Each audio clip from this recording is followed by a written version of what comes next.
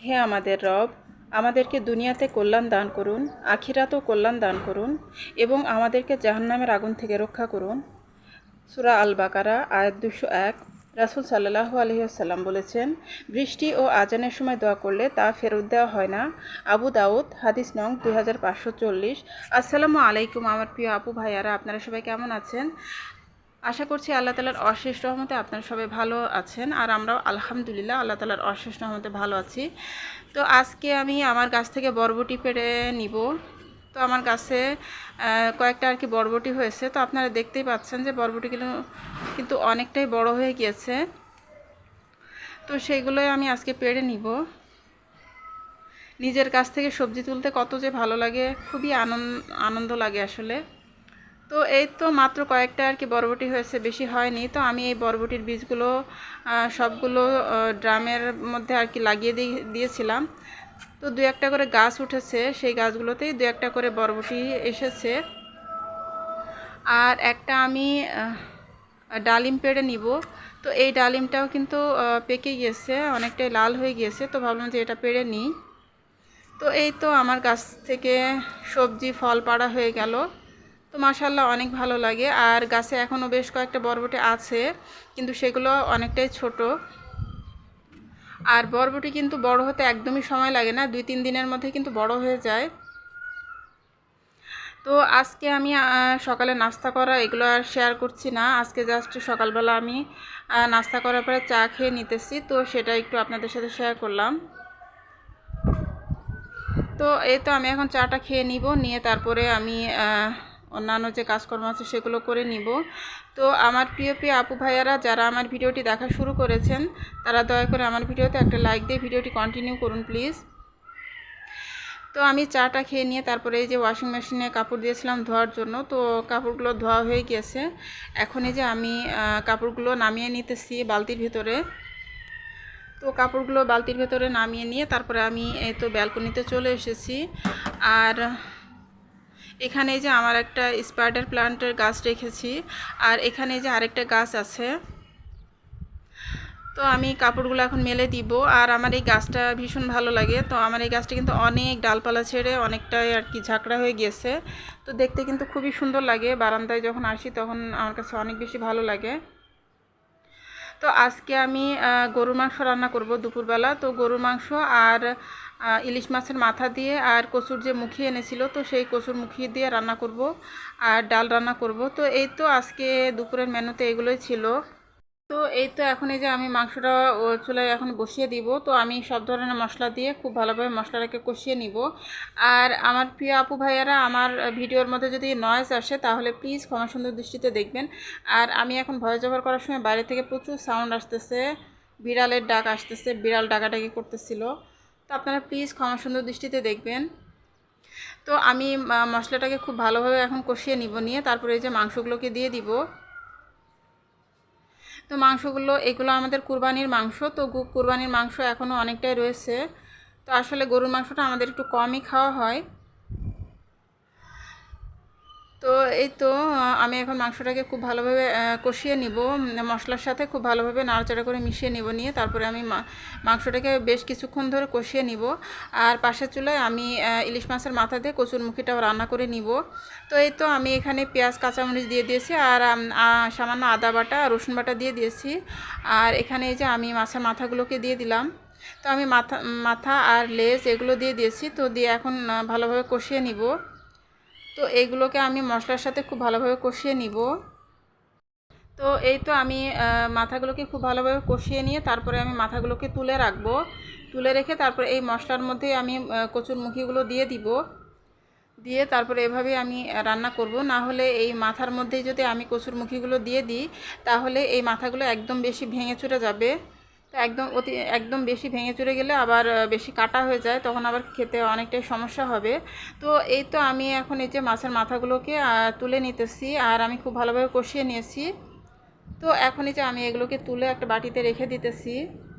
তো এই তো আমি মাথাগুলোকে তুলে রেখে দিয়ে তারপরে আমি এর মধ্যে এখন কচুরমুখিগুলো দিয়ে দিব। তো এই তো আমি কচুরমুখিগুলো দিয়ে দিলাম, দিয়ে খুব ভালোভাবে মশলার সাথে এখন আমি কষিয়ে নিব, নিয়ে তারপরে ঝোলের পানিটা দিয়ে দিব।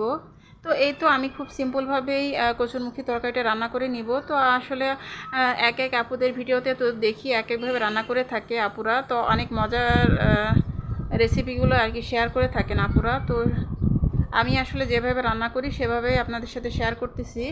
আর এখানে এই যে আমার গরুর মাংসটা কিন্তু কষানো হইতেছে। তো গরুর মাংসটা আমি আরও কষিয়ে একদম পানিটা শুকিয়ে ফেলবো। তো একদম পানিটা শুকিয়ে তারপরে একদম শুকনা শুকনো হয়ে গেলে তারপরে আমি ঝোলের পানিটা দিয়ে দিব। তো এভাবে আর কি বেশ কিছুক্ষণ ধরে আমি মাংসটাকে কষিয়ে নিব। তো যত কষানো হয় ততই কিন্তু মাংসের স্বাদ ভালো আসে।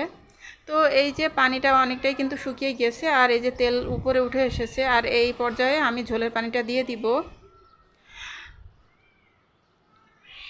তো যারা যে সমস্ত আপু ভাইয়ারা আমার চ্যানেলে নতুন ভিজিট করছেন তাদের কাছে যদি আমার ভিডিও ভালো লেগে থাকে তাহলে আপনারা চাইলে আমার চ্যানেলটি সাবস্ক্রাইব করে আমার চ্যানেলের সাথে থেকে যেতে পারেন আমার বন্ধু হয়ে প্লিজ।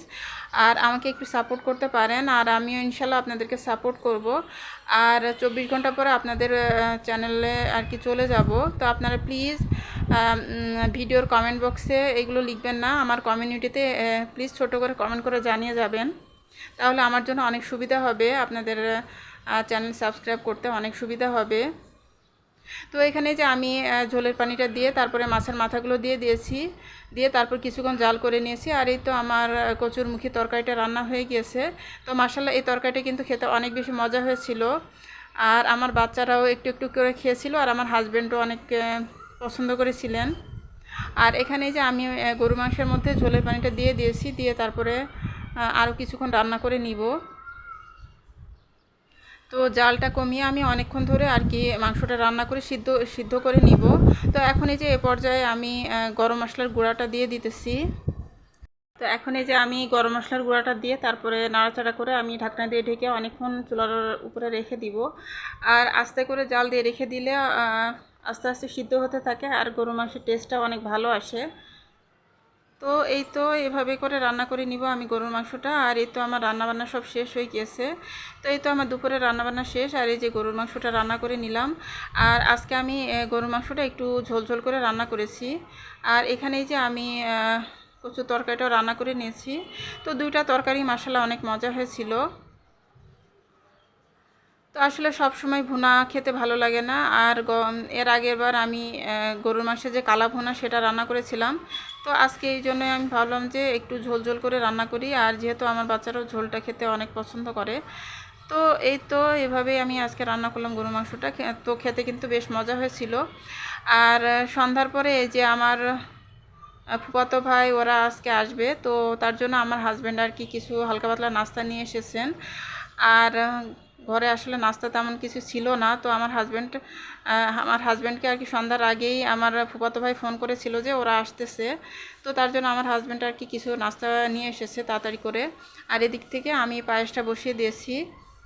তো আসলে আমার প্ল্যান ছিল যে ওরা আসার পরে আমি ঝটপট করে আর কি ভুনা খিচুড়ি করে নিব, যেহেতু গরু মাংস রান্না করাই আছে। আর অথবা আমি পরোটা বানিয়ে নিব, তো যে কোনো দুইটার একটা আর কি করে নিব। তো ঝাল জাতীয় আইটেমের মধ্যে এগুলোই আর কি করে নিব। কিন্তু আসলে ওরা এতটা অল্প সময়ের জন্য এসেছিল যে আসলে আমি আর কিছুই করতে পারিনি। তো এখানে যে আমার ছোট্ট ছোট্ট কিউট মামুনি আর বাবাটা এসেছে। তো আপনারা প্লিজ আমার সোনা বাচ্চা দুইটার জন্য দোয়া করবেন।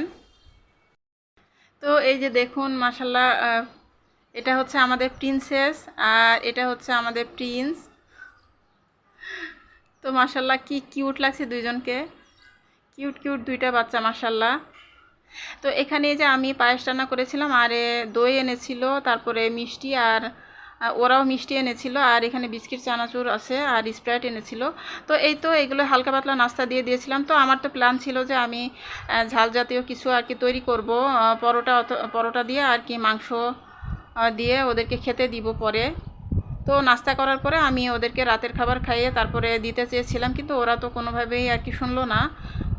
ওদের নাকি কাজ আছে, হয়তোবা বলছিল যে 8টা সাড়ে 8টার মধ্যে ওরা চলে যাবে। তো আমার ওই ফুফাতো ভাইটা তো অনেক বেশি ব্যস্ত থাকে, তো হয়তোবা ওর কোনো কাজ ছিল, তো ওরা কোনোভাবেই থাকলো না। তো আমার কাছে অনেক খারাপ লাগছিল যে আসলে এত অল্প সময়ের জন্য আসলে কিন্তু আসলে ওইভাবে আপ্যায়ন করা যায় না। সময় দিতে হয়, না হলে তো আসলে এত তাড়াহুড়ো করে কোনো কিছু করা যায় না। তো অনু আর রুমি, তোমরা এরপরে যখন আসবা তখন কিন্তু একটু সময় নিয়ে আসবা, তাহলে বাচ্চারাও একটু মজা করে খেলতে পারবে। আর আমার রুয়ায়দা মামনি কিন্তু আরও থাকতে চেয়েছিল, ও কিন্তু যেতে চাচ্ছিল না। ফুপির বাসায় এসেছে এতদিন পরে, অথচ বেশিক্ষণ থাকতেও পারলো না। তাও তোমরা যখন এর পরবর্তীতে আসবে তখন একটু সময় করে নিয়ে আসবা, তাহলে ওদেরও ভালো লাগবে আর আমাদেরও অনেক ভালো লাগবে। তো এই তো ওরা তো সবাই চলে গিয়েছে। তো এই তো আমার লিভিং রুমটা আমি একটু দেখিয়ে দিতেছি আপনাদেরকে। তো আমার বাচ্চারা এখন এই যে নাস্তা করতেছে, মিষ্টি খেয়ে নিতেছে। তো এই তো এখন আমি একটু মিষ্টি খেয়ে নিব। তো এই যে ছানার মিষ্টি আর এই যে অন্য আরেকটা মিষ্টি চমচম, তো এটা আমি একটু একটু করে নিয়েছি, কারণ মিষ্টি তো আসলে আমার বাচ্চারা ওরকম খায় না। মানে আমার ছেলেটা খায়, আমার ছেলেটা মোটামুটি ভালোই পছন্দ করে, কিন্তু আমার মেয়েরা আবার মিষ্টিটা একদমই পছন্দ করে না।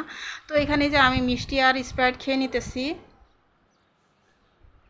তো আসলে অনেক ভালো সময় কাটালাম। আসলে আত্মীয় স্বজনের সাথে দেখা সাক্ষাৎ হলে কিন্তু অনেক বেশি ভালো লাগে। তো সবাই সবার সাথে যোগাযোগ রাখা এবং বেড়ানোর দরকার আছে। তো আজকের মতো এখান থেকে বিদায় নিচ্ছি। আল্লাহ হাফেজ, আসসালামু আলাইকুম।